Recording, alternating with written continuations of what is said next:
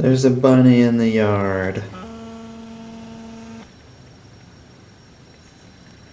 Thumbs up for the bunny.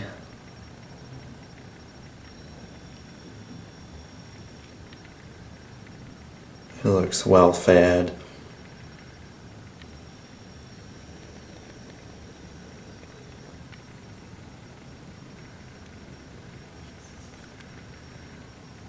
There's another bunny.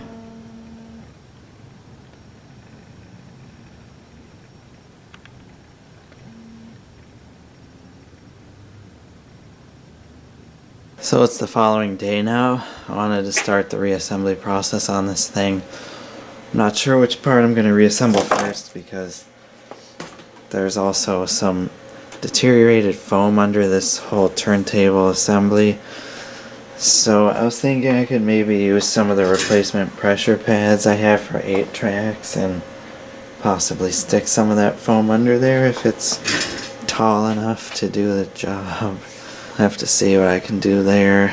And then of course the amp goes in the front here, but before I even put the amp back, I have to put these little rubber grommet things back onto the clips to hold this floating turntable in place and flip those clips. And I also wanted to vacuum this out. So I've got the changer removed now. Here's the underside.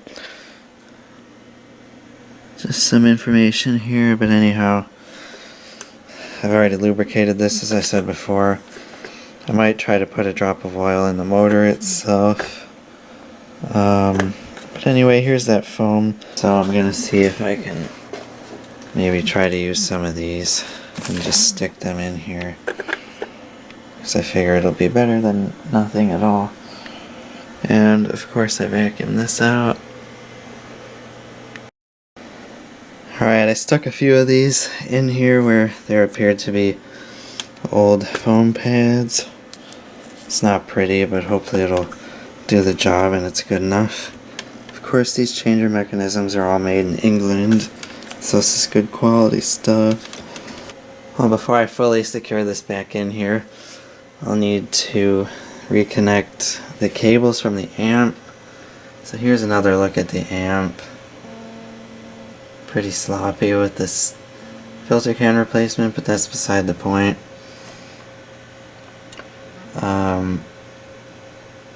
I've got those other caps in there too. So anyway, I need to put this shielding cover on. Yeah, I need to reconnect the cables. So I've got these 2 RCAs and this connector here. Supplies power to the whole changer mechanism.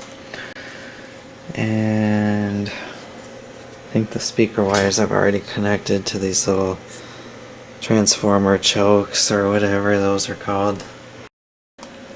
Alright, so that cover's reattached just with these little 1/4-inch screws with the hex head on them. And here's a look at the top side of the amp. So these are the original Magnavox tubes. I think this is a 12AX7 and then it's got 50 EH5s here. So that's cool. I restuffed this filter can so it still has the original aesthetic. And there's a diagram here but not a full schematic.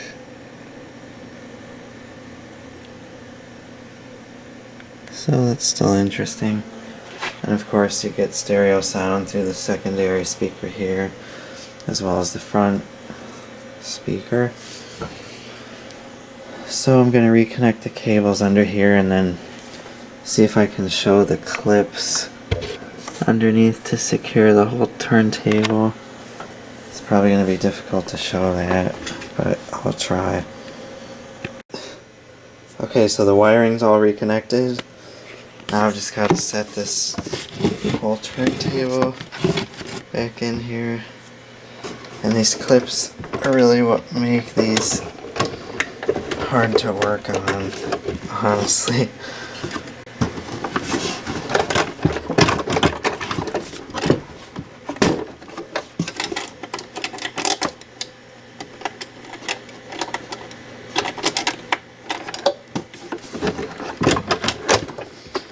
So that's set back down in there.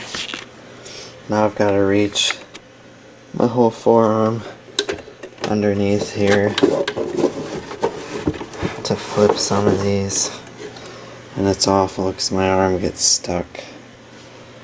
But you basically have to reach all the way inside there and underneath, back to this one, and this one here, and then the one right up front.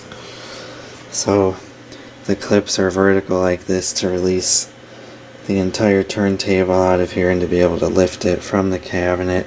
Then you have to flip them horizontal after these rubber things are put back in, or before. You flip them first and then put the rubber parts back in, I think. Not sure how well you can even see that, but one of the clips is there on the right. I think this front one kind of broke a little bit right there. I managed to reattach it, but it's not as tight as it was. And then the other one's way the hell on the back. Okay, I've got the back one redone. It's no joke. I'm really reaching my whole arm in here to get to it. But when I do one of the front ones, maybe I can show you. So this next clip is right about there. And basically you just flip the clip closed like that, and then you just press down a bit on the turntable and put that rubber washer in between there.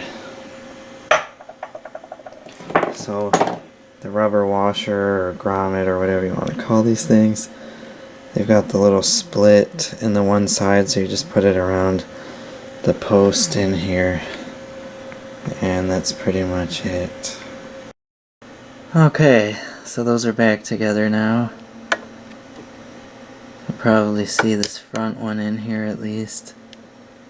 The green part that's part of the cabinet or mounted to it. The rubber washer in between and the clip flipped and locked back in. And there's the other one. So now the amp just goes in with these two long screws here at the top corners. So basically the bottom edge goes in first to just fit in that lip right here. And then you just align these top screws up with the holes in there. So it's like that. And then you've got the long screws coming through the inside and the corners there. So you have these washers and then these little nuts with the flange to go over top. Alright, I had some issues before with this running a little bit rough and the needle jumping, so I had to take it apart again. Well, at least the flatter part. And I think I put that bearing on upside down in here, so I fixed that. It sounds like it's running smoothly without making any noise. So I have to try this again here.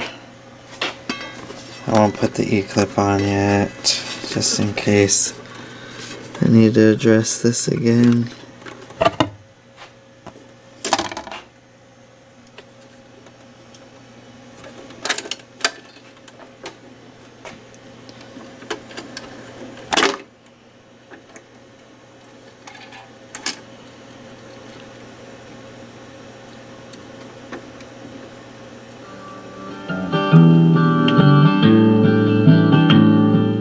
There's a young cowboy, he lives on the range. I think that's better. I don't dare to play any more of that, especially it being Warner Brothers, because I could get a copyright strike or something even just for a few seconds of this.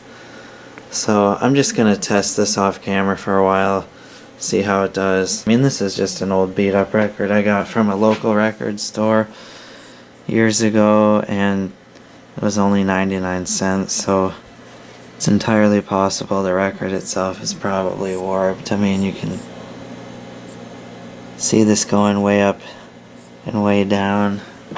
I also gave the idler tires a second round of rubber renew, just in case I needed to recondition them any further.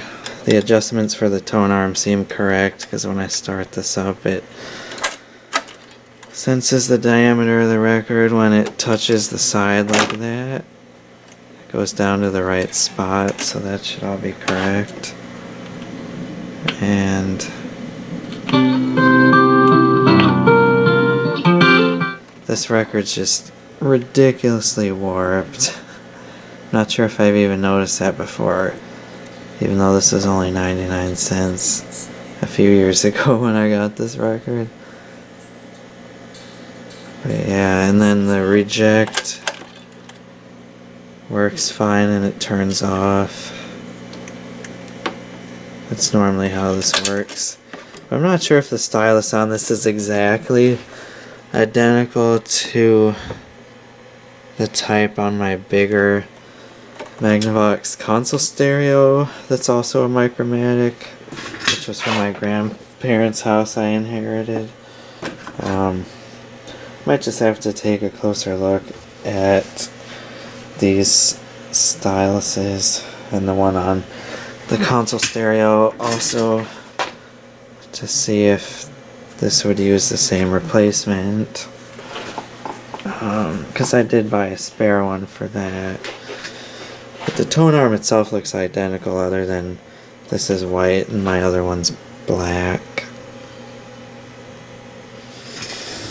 But yeah, I love these Micromatic units, whether it's a full-size console or these portables, because my grandparents had the console and a portable one with tubes in it fairly similar to this. But years ago when I was trying to service that, I had no idea how to even get it apart. So I'm happy to have found this one from the Goodwill auction and got a decent deal on it without having to spend all that much money.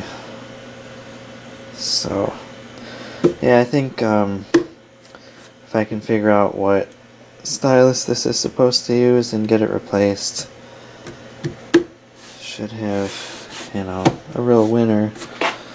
And it's still got the original 45 adapter. I also found one of these insert ones down in the cabinet after I took it apart, so that's probably been lost in there for 50 years. When I started taking this apart, I saw some date codes inside, so it looks like this was made in 1964. Still got some more hardware here I don't want to lose. But there's basically a cover piece over the amp section here, which I haven't put back on yet. The outer Tolex is a little bit chipped up, but it's really not bad for being almost 60 years old, or however old it is. Probably almost 60 years old. But it looks really nice aesthetically. The white is really clean. And then of course this lid comes off from the hinges. These pins slide out so you can get better stereo separation and all that good stuff. So these units are really great. They're made really well, made in England, or at least the changers are. So anyway, I might even make a part 3 to this repair series, if and when I get around to replacing the stylus on this. And when I do, I'll probably make another update. Not sure what to do with this poor record since it's so warped. Because I think it may have even made the audio sound slightly fluttery as a result of being warped. And I don't know, it's hard to say. I need to put the E-clip back on here, so I might just do that briefly and call it a night because it's 10:30. I've still got to work the rest of the week. So anyhow, I hope everyone enjoyed this video. Hope you'll give it a thumbs up and rate, comment, and subscribe, and I'll see you in the next video, whatever that may be.